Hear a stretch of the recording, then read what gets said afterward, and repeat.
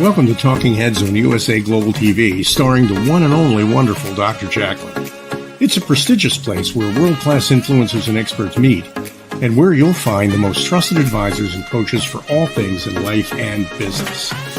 Visit usaglobaltv.com to sign up for our newsletter, get the value you need, and be first in line to learn about events and giveaways and other valuable content. Connect with us. Email Dr. JACALYN at usaglobaltv.com to talk about how you can become part of USA Global TV. That's USA Global TV, where the doctor is always in.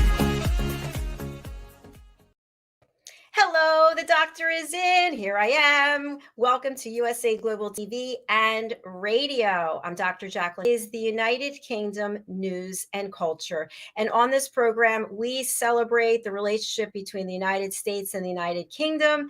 And we talk about all the wonderful things surrounding the royal family and the Queen. And we've got our wonderful panel of experts. So let's bring them out. My co-host, DIANN FLOYD BOEHM, joining us from Texas. And we have our special, extra special, super special correspondents joining us from the UK. Today we have Simon MacDonald. Welcome. Hello there. Nice to be home again. Nice to have you here. And Helena Chard. Hello. Hi. Lovely to see you all. Good to see you too. And of course, Mr. Ian Pelham-Turner. Hello. Hello. Good afternoon. And well, it's a sunny London that you're talking to us from as well today. So at least we have the feeling we might be in the same type of conditions that you're experiencing in glorious sunny Florida. I hate to say it, it's sunny again today. Well, if it's any consequence, I'll be leaving here in 2 weeks. So, yes, I'll be going to New Jersey again, which is always fun, and then coming back here. So. She's a snowbird. That's what we call them. We have a comment already from our dear friend Roland Friedel. Hello, Roland. We miss you too. Hey. So we can see him later today. Good luck to his show today. Yes, thank you. I was just going to say the new men's show is starting. The title of the show is Wild at Heart, Bonfire Talks, Real, Authentic, Uncut. And we have a panel of men from all over the world. I got to meet them yesterday, and they let me in on a little of their backstory, and I felt so honored. I was the only girl in the Zoom, so to speak. But I know we've got a lot to talk about today. I'm super excited, as I mentioned, because there was the news article on the Queen, and I saw her. She looked glorious, and I saw Tom Cruise, and I saw horses, and now I'm seeing you, and I can't wait to hear the real story of what's going on. So, Helena, I'm going to turn it over to you, and then the rest of us will add in color commentary. It's great to be here as always, Jacqueline, Dr. Jacqueline. So I'm actually going to, yes, Her Majesty the Queen. We're so enthused here in Great Britain. We're so excited. We've seen quite a bit of her recently, quite unexpectedly. So it's been really, really heartwarming for all of us. And actually the news that we've had recently, I think since the weekend, it's sort of brought the world together.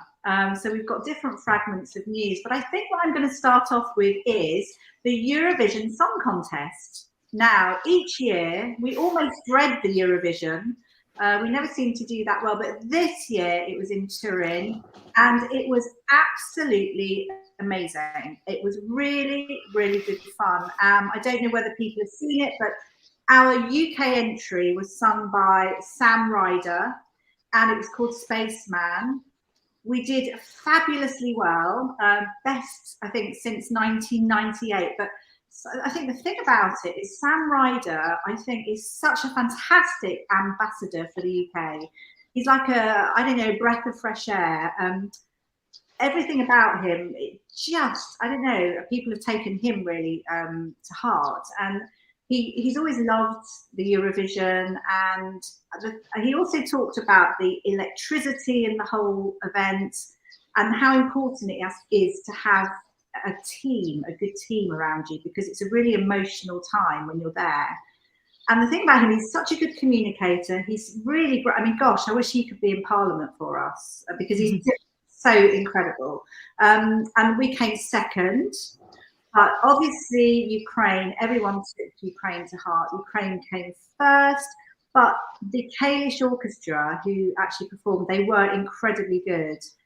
And I think it's just amazing. I mean, here in the UK, I don't know if it happens everywhere else, you know, people have parties, people vote, people get dressed up. It's a real fun little scenario. And I think Sam actually said to him growing up that Eurovision is the most fun thing on TV ever. So we love him. Haven't got a picture of him. If you don't know what he looks like, he's got sort of long blonde hair, big eyes, and when you meet him or when you see him, not that I've met him, he just smiles and you just want to know him. So I know that he's going to go places. Another thing as well, obviously Zelensky, well, Ukraine will be hosting next year, fingers crossed. I mean, he has said that he would like it to be in Mariupol. I don't know whether that could quite be possible, but do you know what? There's hope, isn't there? So I think it's a great thing. But yeah, Dr. JACALYN, I mean, Her Majesty the Queen is amazing. We'll move on, I think, to her a little bit later on. But we spoke about Deborah James Foul Babe last week. And Her Majesty the Queen confirmed a damehood on her, and Prince William actually visited her home where she's now convalescing, and they had afternoon tea, and it was the best thing. She said she was so excited. She could have chatted to Prince William forever, absolutely thrilled. And I think the good thing about it, there she is with her little, you can see her damehood on her dress, a very pretty, just look at her pretty dress and her nail varnish. She just looks stunning, doesn't she? She's absolutely thrilled. And as we know, Prince William is the president of the Royal Marsden, which is a hospital here dedicated to cancer research. And he is absolutely passionate about improving oncology. But isn't that lovely? That's them in the garden having afternoon tea. And if you think about, she's got her last, I don't know, I don't like to say it really. She was excited. That's her family and 2 children and husband. Really, really, really lovely story. And also another good thing is that she has written another book. It was actually going to come out 2023, How to Live When You Could Be Dead. I know it's pretty home-hitting title. It's been published by Penguin. They brought the release date forward to the 18th of August. Unfortunately, she will not be alive to see that release date, but for her, it means so much that it's obviously coming out.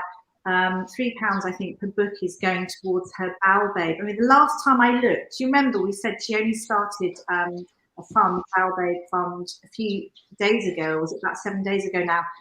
And already I think she's, nearly at 6.5 million. I mean, I haven't actually looked, but it's just phenomenal. I think she is such a special person, and goodness me, I mean, it just gives you that drive, doesn't it? To just keep going on and doing good. So great, and I look forward to reading her book. But now moving over to, do you want to speak about? I mean, it's lovely. Yes, I was just going to say, I just was so, when I saw her children and her family, I just took a deep breath. It's just incredible. So beautiful. She looks amazing, doesn't she? She does. She does. I mean, it's as a photographer, you always look for the sparkle in the eyes for any portrait session, and that hasn't left her, has it? I mean, it's so sad. It is so sad, but when you sort of see something like this, and you can only feel so sorry for the family. At the same time, you can only feel so sorry for her, because she has brought so much value to this cause. She's given, really, I think she's obviously extremely brave, but she's broken down a couple of times on screen as well, talking about the issues. So she's a person that every woman, and I think every man in Britain, can actually just be aware of and value as a person. Yeah, Absolutely. she's amazingly strong, incredible strength, and I mean that strength just comes out of the photograph straight to you. The positivity is just incredible. Absolutely amazing person. I'm going to purchase the book. Me too. The title is I actually think the title is fabulous because I think every single day we have to be grateful that our eyes opened, and I'm just, you can tell in the picture of her holding the book, yeah, it has that sparkle, but also you're just like so proud that it's giving birth to a book and she's holding it, and the ripple effects she'll have for the world will be astronomical, I think. And I think from a, you know, she looks stunning, doesn't she? She really does. Yeah. I mean, you know, her dress sense, you know, the way, you know, that there is no feeling of depression in any of the photographs at all, and that's nothing short of miraculous at the same time. Correct. I agree. Can you tell us a little bit more about this beautiful award? The damehood is an award obviously bestowed by the Queen as well, and in reality, it's very similar to a knighthood for a man. It's a damehood for a woman in itself, and it's in well, you know, it's normally. This type of thing wouldn't be announced. They're normally announced twice a year, one at New Year and one on the Queen's birthday, or the Queen's birthday would, which is the Queen's celebration. There's two birthdays. There's two Queen's birthdays. Her own birthday on the 22nd of April, and then normally in the first week of June is when the Queen's Honours List is actually announced as well.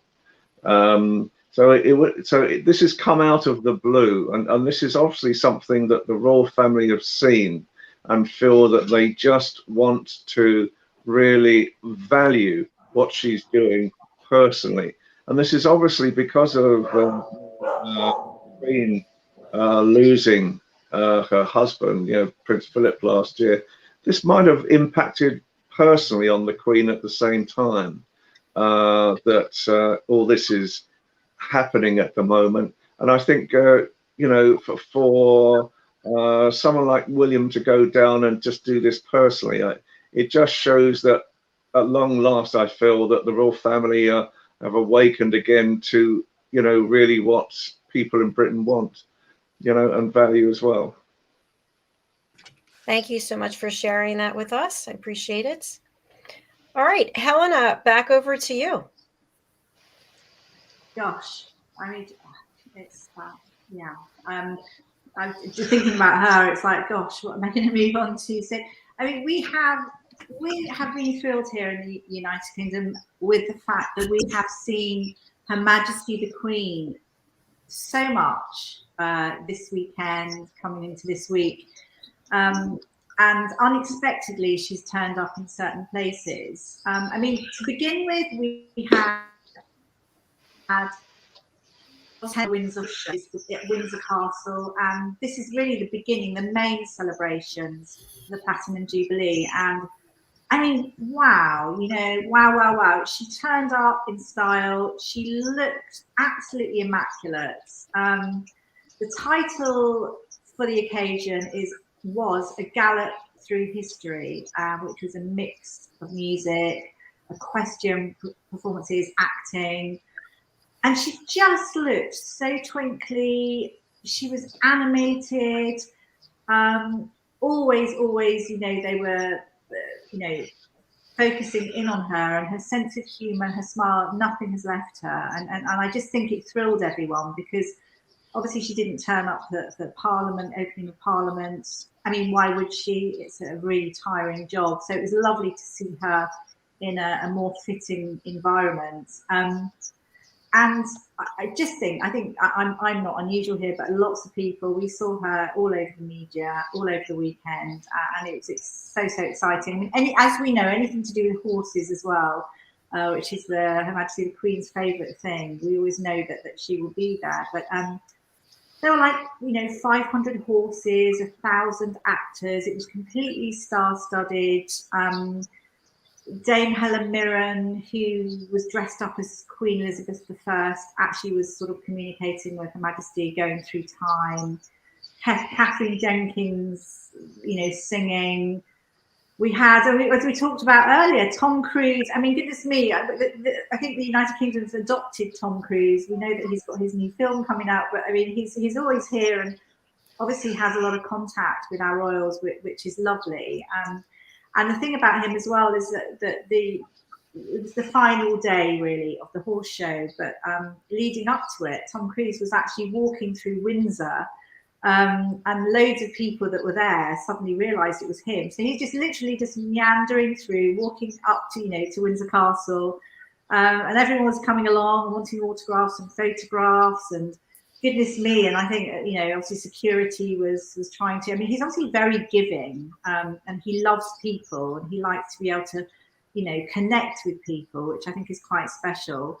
So that happened, and he was part of the whole presenting experience as well. But it just really, I don't know, it's sort of an electrical situation. And funny enough, I don't know quite how it's happened, but obviously his Top Gun Maverick film is just out.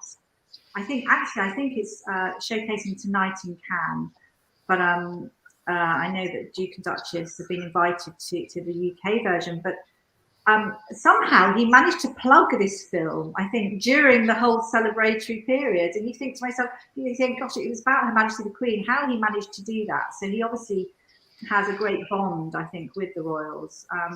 And also, as I think Ian mentioned, I think his daughter lives over here, so it's probably another reason why he loves being over in the UK. So we're excited. I just loved what she was wearing, and she looked so good. And the thing that made me feel, I don't know, it made me feel happy is I think she's actually quite well. I think the problem is the fact that she does need a wheelchair for some of her walking situations. So lots of things like opening Parliament. I mean, a lot of the work she's done over the years is really hard work. So to have something where she can sort of walk about a little bit and sit down and actually enjoy it is a light relief for her. Also, we had a funny one where we didn't realise she was going to turn up, where she turned up to Paddington Station, and she was shown how to use an Oyster card. Now, an Oyster card is something you use to travel on the tube. You just press, you put money on it and you press it to go through the barriers. But she was shown, it was a surprise visit, and she turned up prior to the opening of the new Elizabeth line, which opens next week. And people, I mean, she looked immaculate, beautiful, radiant. I mean, she had this lovely bright sunshine outfit on and hat. She was accompanied by her youngest son, Prince Edward. And I think everyone that was there, staff, people around, didn't realise she was going to be there. And everyone's faces beamed when she turned up. That's not putting no disrespect to Prince Edward, but obviously they wanted to see Her Majesty the Queen. It was just a quick pop in. But it's just so lovely to see her well. My heart sings. Oh, just going back, in fact, to the horse show. One of the special things, which was obviously at Windsor Castle, one of the special things is Lady Louise Windsor. She charged out in her carriage, and that was in memory to the late Prince Philip. And it was a bit of an emotional twist because Prince Philip had given his carriage to her. And you could actually visibly see how moved she was. It was just a lovely little experience. I wish we had a clip, but I couldn't get approval to show it. There's some really lovely bits and pieces from that.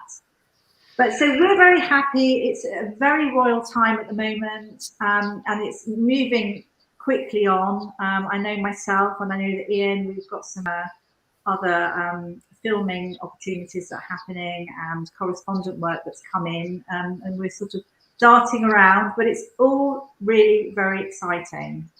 And I think that's it on the Queen. We do actually have a clip for Tom Cruise's new movie. Shall we play that? Yay, let's do it. Why not? Yes. All right. I'm excited. Top Gun Maverick, new official trailer. Here we go. Here we go. In 3, 2, 1.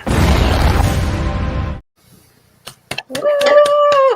Does he ever age? What is it? Wow. Botox, Scientology? I don't know. He always looks great. And all those stunts that he does, I don't know. That would age me instantly, I think. We could actually feel this G-forces sitting in the seat of this going. I know. I'm definitely going to go see that movie. Yeah. You can imagine what it'd be like in the movie days, because the noise of the engines and everything. I mean, apparently he waited over 30 years to bring out the second one to this series, because he wanted to have a really good storyline, and he also wanted the world to be a little bit moved on in sense of technology and everything. So he thought it through, and it was a good time to bring it. And the reviews I've heard from people, media people, not friends, is that it's really brilliant.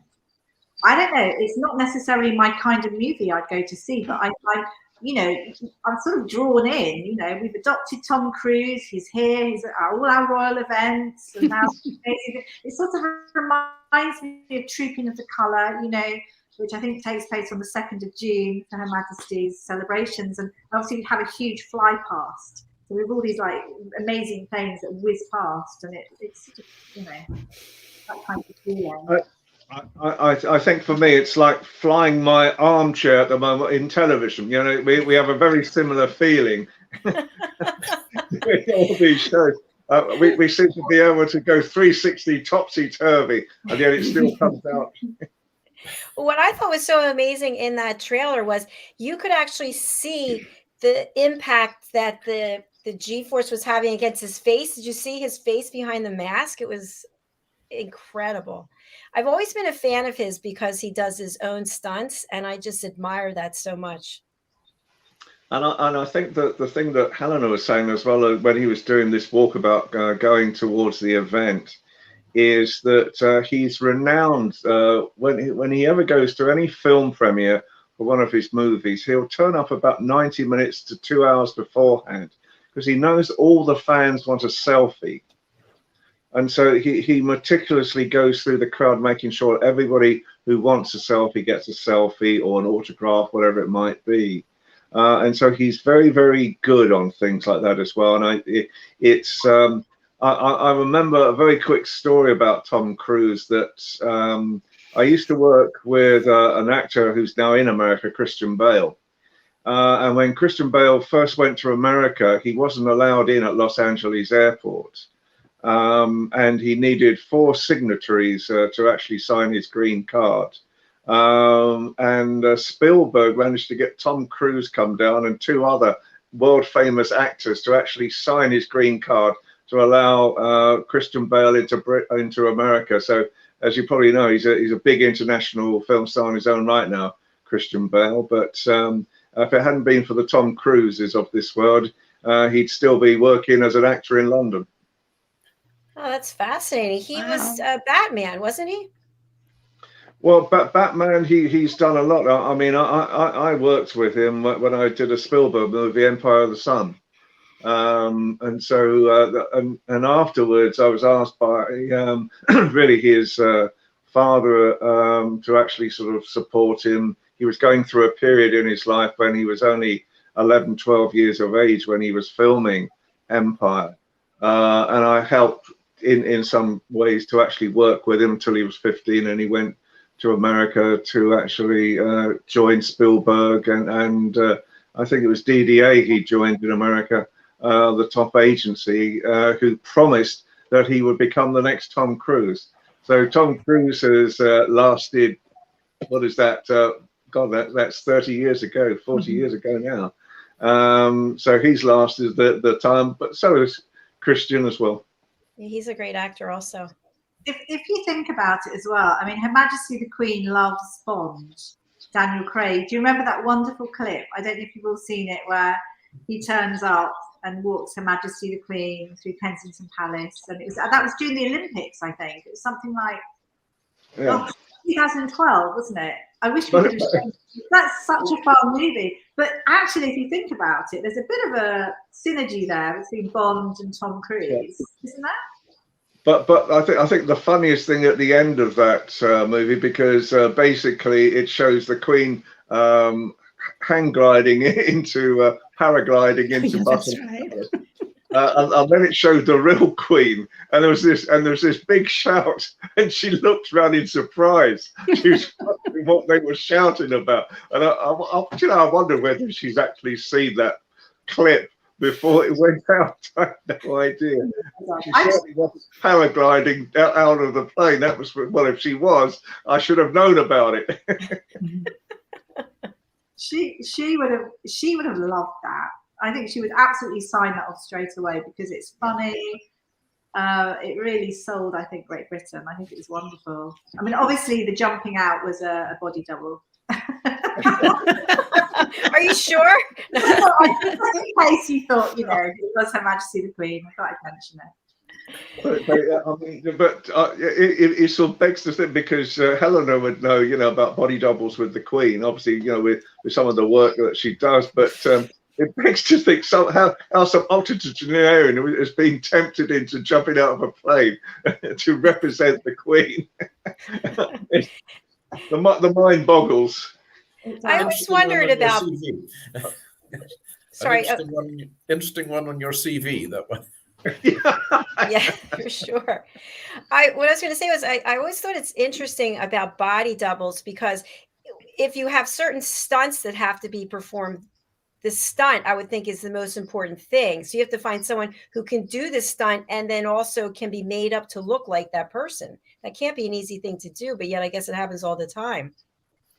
I've spent many a year, many a day doing things like that. So I'm completely aware of what it's like. So you have different body doubles. So you have stunt people, and yes, you have to measure, stats, proportions comes into it. You have the lookalikes that do certain things as well, like quick clips, profiles, different things, because time is money. So on a film set or whatever, you're going to have the main actor, actress there just for a small amount of time, because they're obviously, it's expensive. So they'll bring the body double in. It's amazing how much lookalikes, body doubles, whatever they do a huge amount, and it is an incredibly good business.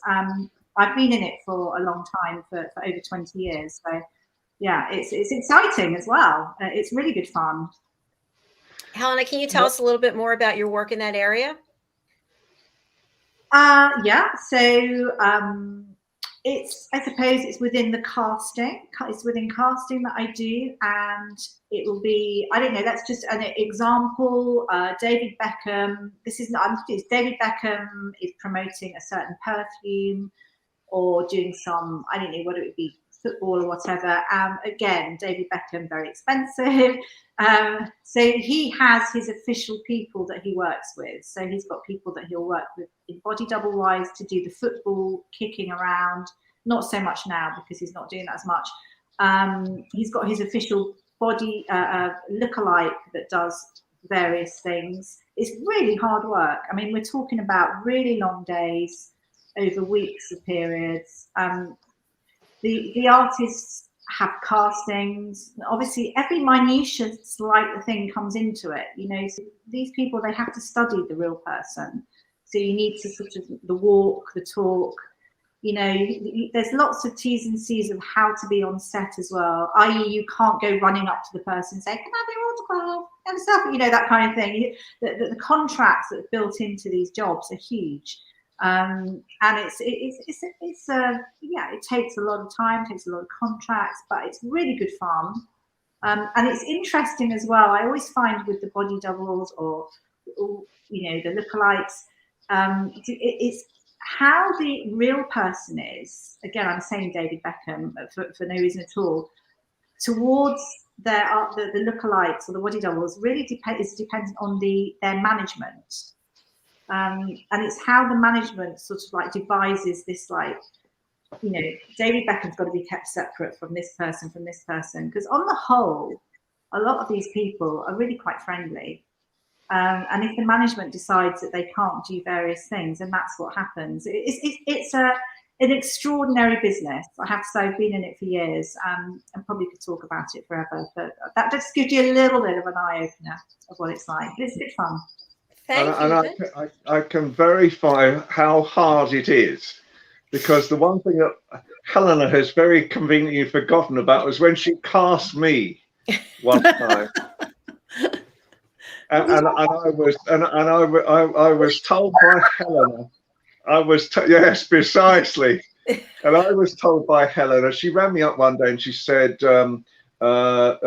you know, we need a royal butler. She said, would you like to be a royal butler? I said, I can't be a royal butler, because if anybody sees me and everybody knows I'm a royal commentator, that would cause all sorts of. She said, don't worry. She said, we will change the identification for this particular shoot to the royal photographer. So come the hour, come the day, and I'm on set, and there's a director like Danny DeVito, the same size, the same build, and the same voice. And he then screams out, he said, okay, he says, where's the royal butler? And at this, Helena runs out the room and leaves me in there. Now, this is only supposed to be a 1 hour shoot. 9 hours later, 9 hours later, by this time, I haven't eaten or drunk or had anything for 9 hours. And as you can imagine, I realized the full implications of, bless her heart, working with Helena. I love working with Helena, but never, ever, ever again am I going to accept a role. Wait, what did you do in this role as the royal butler? What did I do? Helena, I noticed that you blocked her out. I hope she's blushing. I hope she is blushing. That's all I can say. Because this, I mean, it started off by the idea behind the thing. It was the largest Israeli TV show, and this is the one they spend millions of pounds on, and they take, I think, 10 couples around the world, and in each country where they stop, they have to learn certain skills. So they came to London and they said, what we want you to do is teach some royal skills as the royal butler to these contestants as they're coming through. And they said, we want you to teach them how to speak the Queen's English. And they thought of this crazy idea where, I don't know if you know what I mean by marbles, they're little small round circular glass balls. And they said, we're going to put a couple of these marbles in these persons' mouths, and we're going to teach them how to. So we did this with the first couple, and this couple almost choked because they started swallowing the marbles, and we thought this is the end of the show because these two are going to die. Fortunately, I think it was called the Heinrich maneuver, was done to ensure that these marbles. So then they look at me and they say, well, what are you going to do now? And what do you mean, what am I going to do now? Anyway, so I said, what I can do is I can teach these people how to do the stiff English upper lip. Oh, good. Will you teach all of us right now? This would be great. I'm spotlighting you again. Goodness. So how you do the stiff upper English lip, it's like this. And you start talking like this, and before you know it, you start sounding more and more English. Okay. So there I was then teaching these people as they were coming through the stiff upper lip of an English accent. And instead of and this crew liked it so much, instead of just doing it once and that was it, I then had to do it for all the contestants, 9 hours. And then at the end of it, this was even worse. at the end of it, they said, look, we've done all this for the day, and thank you so much for doing this, because you've been booked over your time. I said, that's okay. And they said, but we just need you to do some big full faces to camera there. So for another 30 minutes, I'm pulling these faces to camera. Let's see. I can't show you.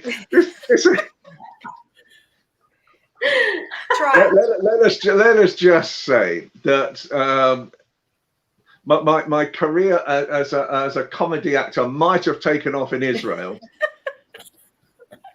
but in England and in America, I would prefer to be known as the commentator. Okay, fair enough. Diane, do you want to try this over? I don't know. I don't think I can do that. How are you doing? It's good to see you. I think I'd better off trying the Cockney accent. Oh, that hurts your face, by the way. Imagine 9 hours. Yes. Oh my goodness. Maybe you could have just given him Botox. But to give Helena her due, she did come back after 9 hours. Did you come back with a picnic, Helena? No, she took me to the nearest cafe because I think I was fainting by that time. Yeah, I did. Oh my goodness. That's so funny. It was actually the time that you played Donald Trump that was the funniest. Oh, yeah. You have a Donald Trump impersonation? I can see that. I've been asked to do certain things because another one, she said. We didn't get there though, did we? But I decided that he would play the most brilliant Donald Trump. Can you see it? I can see it. I can see it. Obviously with the hair, a wig. Yeah. But the other one that Helena very delicately asked me to do when I'm sort of slightly overweight was asked me to do Father Christmas. Did you do it? So as I say, I mean, at the moment, we obviously Helen and I we're going to be doing royal events over the next couple of weeks anyway. So we're looking up our royal stories to do right now. What we can sort of talk about on different shows. But it does. I mean, the one thing I can promise about Helena is life is never boring. I think sometimes to be able to turn your hands and just jump into different roles, I think it's amazing. Meet different people, and I just think it just makes you a bigger person. I agree. You learn a lot, and it's fun. It's fun. It sounds like a blast. You can't take it seriously. But the other thing is, Helena should talk to you because you actually did a commercial as well. Oh, I did. I did the most amazing commercial. Oh my goodness. Do you know what? Maybe it's not good. But just very, very quickly. I was casting for a role, and it was for a big, huge commercial. And I tried so many different people. And in the end, I thought, you know what? I look more like this person, I think, and I can play this role more than anyone else that I'd seen. And I decided I don't think I can tell this story now. I think we have to tell this inside. So I was like the casting director, and I also sent myself, who was someone else as an alias, as the artist, and I won the bloody job. Sorry. It was just madness. And I was playing. Goodness me, I was playing Rosa Luxemburg, who's a Polish political person from a while ago. And it was an amazing commercial, and it went international, and I'm ever so thankful. I went to Uruguay, I got sunburn, I had lizards running up my clothes, I had the most amazing makeup artists and wonderful hairstyles, and it was truly the most memorable experience. And again, that as I said, sometimes don't overthink things, just throw yourself into things, because you end up in fun places, do fun things. And it's a real learning experience. I really truly believe in it. It's a much bigger story, but I was trying to nip it. Can we go back to the lizards running all over you? What is exactly? I was like, what? No. That was actually something which traumatized me for a long time, because I was in Uruguay. We were I didn't really, being in the UK, obviously we're not used to the equator being so close. So there I am in Uruguay. I actually got lost on my first day, and I was lost down some side streets. This is to give an idea. I had to ring a friend in the UK who, through Google Maps, directed me back. But during that period, I got so sunburned. Rosa Luxemburg, who I was playing, was a very pale Polish lady. So I was like trying to cover myself up and everything. But it was very, imagine it was very blousy, kind of long dresses, quite high up buttons, shirts, big bouffant hairstyle. But somehow a lizard, because it was very hot and we were filming in grass, managed to run up my skirt and it stuck under my shirt, my blouse.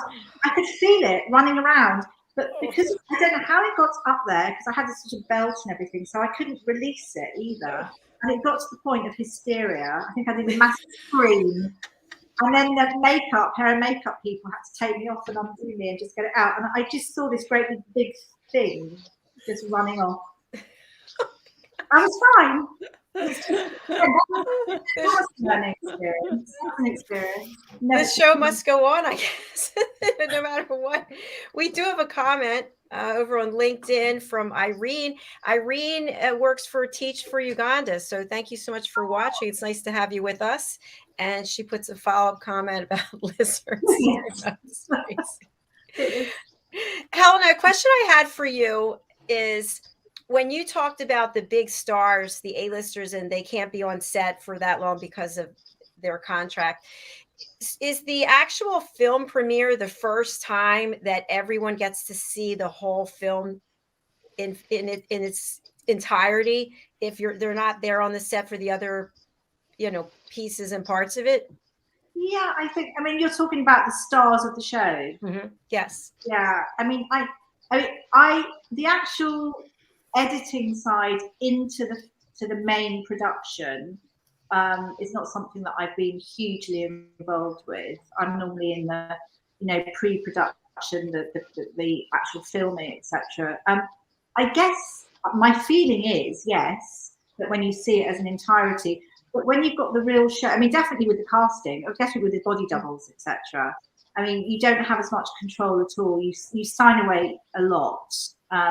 Just with it doesn't really matter at the end of the day. You know what's going to be filmed, you know what it's going to be like. It's quite exciting to see.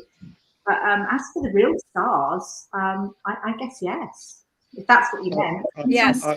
I think, I mean, in reality, basically, some actors have it in their contracts that they want to see the rushes at the end of each day to see what they're doing. But you see, the way that a film works, sometimes you can actually film the ending before you do the start.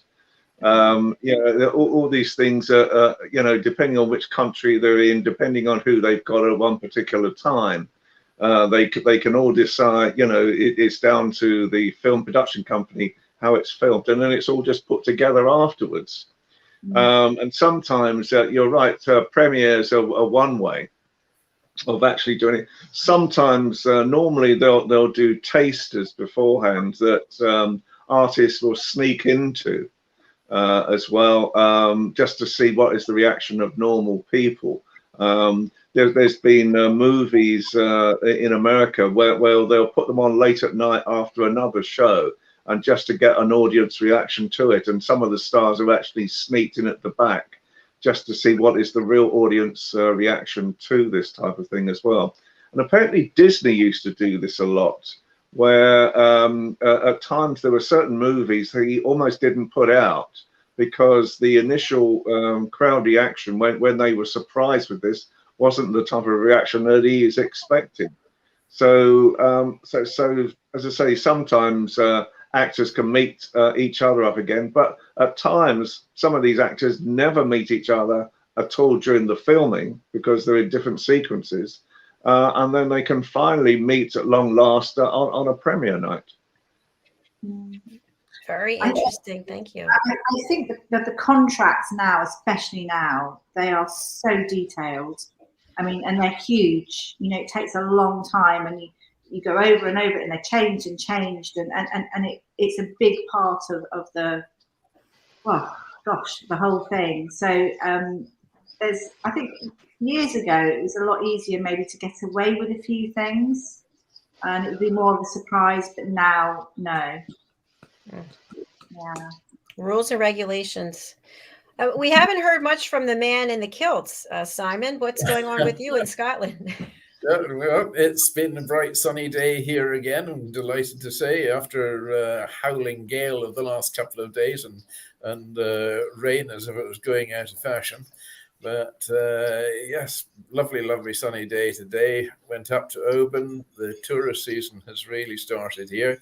Interesting looking car registration numbers from Germany, from Belgium, from all over Europe. It's quite amazing that the tourist season has started. They are back.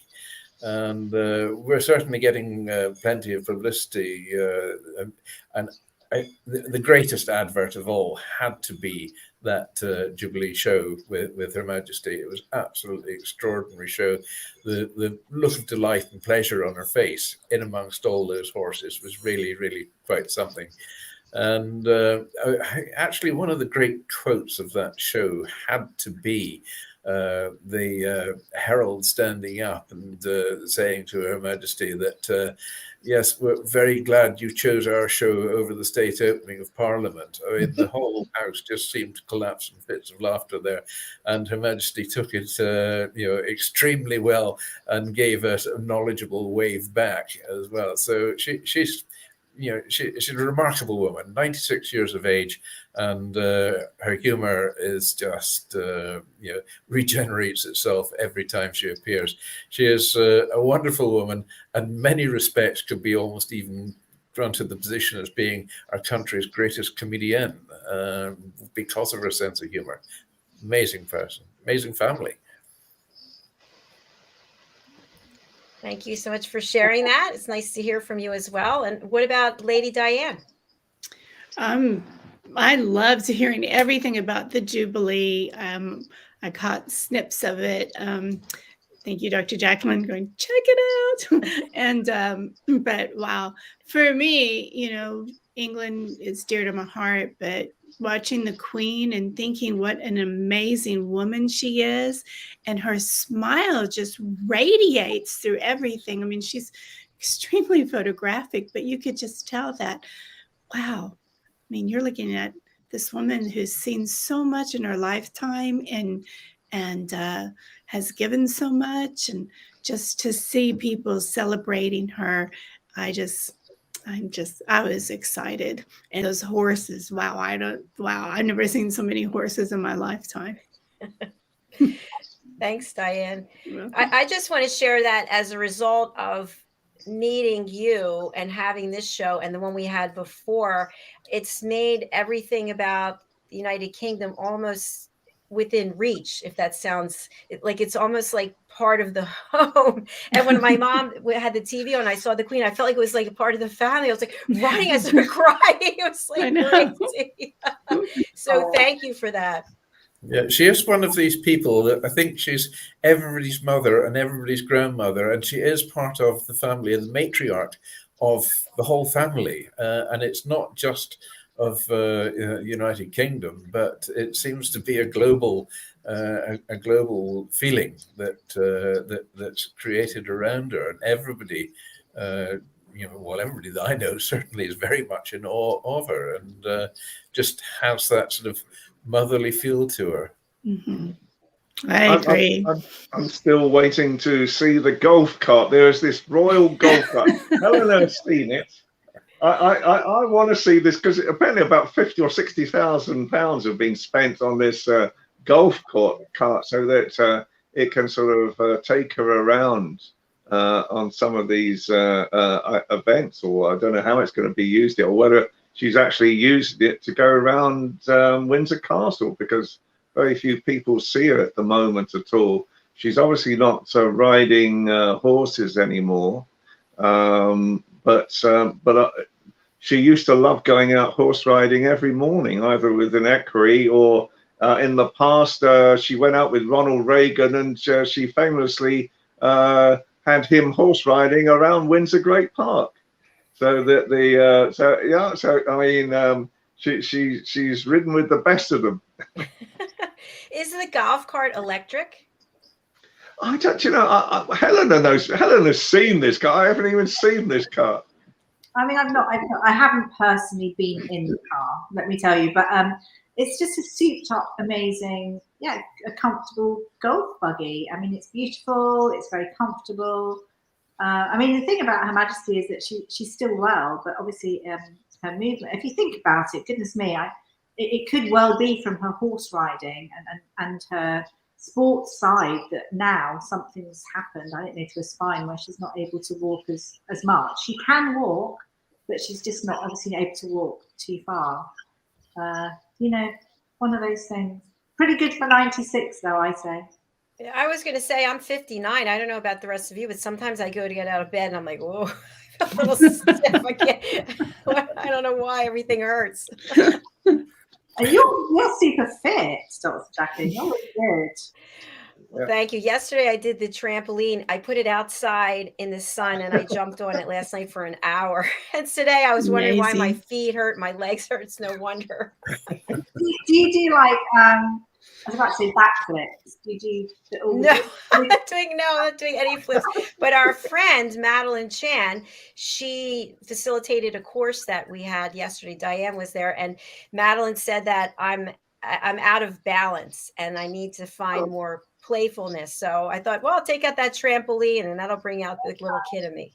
That's good. I like that. Yeah, it's. Have you ever been on a swing set? I mean, everywhere I go, there's signs. If you're older than 12, you can't get on the swings. But you just go on a swing, and you feel like such a kid when you're swinging around. The same thing with jumping on a trampoline.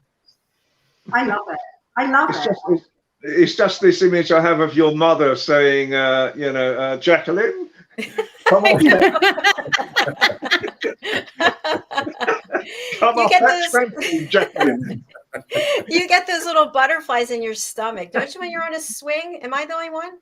No, I agree. I love swings. I get really upset. I think all parks should have the adult swing set. I agree. You know, it can help bring peace if we all just sit there and did some swinging and looked at the clouds and had that child moment. Maybe people could think more happiness, kind thoughts. I mean, why should just the kids get to play? I didn't know if that was like a global thing, but 3 or 4 years ago, I think all of a sudden all the parks now have this sign. If you're older than 12, you're not welcome. That's because us adults were getting on the swing set. Yeah, and the kids couldn't get on, I guess. There's a very famous swing for ladies in a place called the Sanctuary in London. And the Sanctuary is for women only. But I was given special dispensation one time because I needed to do some photographs of the owner. And basically there's this beautiful swing over a pool, a swimming pool.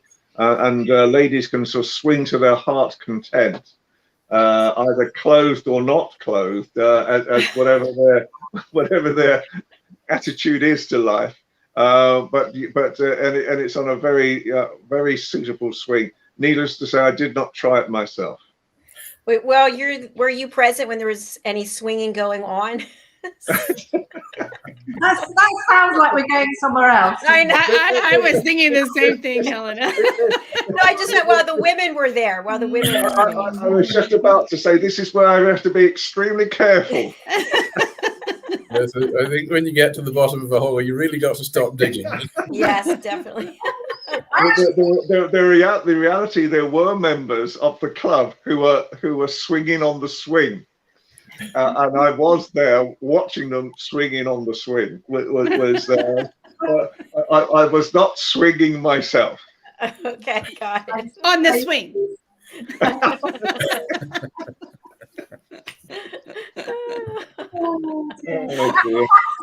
have to say, I think the Sanctuary possibly is closed down, but it was incredibly popular. Well, speaking of clubs, what about Jazz After Dark? Any updates about Sam? We haven't. I mean, there were things which I'll tell you about privately that are going to be happening. We're not allowed to talk about them yet regarding Philip, but yeah. But no, unfortunately, Do you know that this year seems to have flown past, and Helena and I mean, we're doing so much either independently or together, and it's got to a point where I don't know where this year's gone. We're already into May and middle of May, and it just seems to have flown past this year as well. I agree. I was just saying to Janetta this morning that we launched USA Global TV January 10th, and now it's May. I feel like 3 years have gone by. There's so much that have happened in this small space of time. I just don't know where it went. Well, it's good because, at least now you can see the results of your labor now, and what an incredible project that you've built up. I hope you're very proud of the project. We are proud of working with it, and I hope you're very proud of the project now as well, because it's taken us, we understand the issues and, the things that you've gone through to actually create what you've created now. And it's nothing short of miraculous, but well done you. Thank you. Thank you so much. Today's actually a big day because the men's show that I shared already is the first time that I will not be hosting the show. The whole show is going to be facilitated, moderated by Roland. And that's how much I trust him, that he is, he got this panel of guys together. I met them and it's his show. So I'm excited because this is the type of thing that I want to do. I can't do 800 shows a week, right? So I want to have shows where people have their own show. And this is the first step before I invest in the technology to be able to take it to the next level. Well done you. Well done you. And well done him as well. Yes. Yeah, congratulations. A great achievement in a short space of time. Thank you. Well, Roland works so hard. He gives a lot of mentoring to me, and he's always available. And even though he's in an RV traveling somewhere around the world, he makes himself available to me, and he's got a lot of experience and insight. So I appreciate that, as well as each and every one of you here has. So thank you to all of you. It's our pleasure. Well, that's another wrap for today. Yep, Simon, I'm sorry. That silenced the shop pretty quickly. Silence is good. I teach people how to listen. And when there's silence, people get awkward. They don't know what to do. But that's where the actual growth takes place. Except if you're running a television show, that's different. We need to keep moving, right? So I'm going to spotlight each of you as we close out, and any last message you want to share, anything of inspiration, anything about the Kindness Project, and Simon, what you're working on, Diane. I'll start with Simon. Right. Well, as touched on earlier on, the toroids are here in droves. The fishing is improving all the time as well. And my visit to Boston earlier on this year has, the phone still goes on a daily basis with more inquiries coming from America.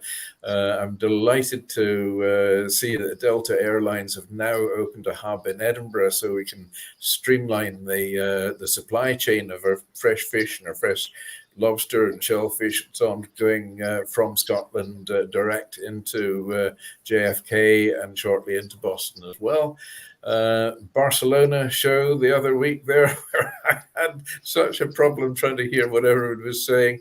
Again, the business is coming in from there, and we've had a great boost from these two shows for our fishing fleet. So they're being kept busy. Our processors have been kept busy. Now the problem is trying to get enough people to work. We need more people on our boats. So that's probably quite a good complaint to have.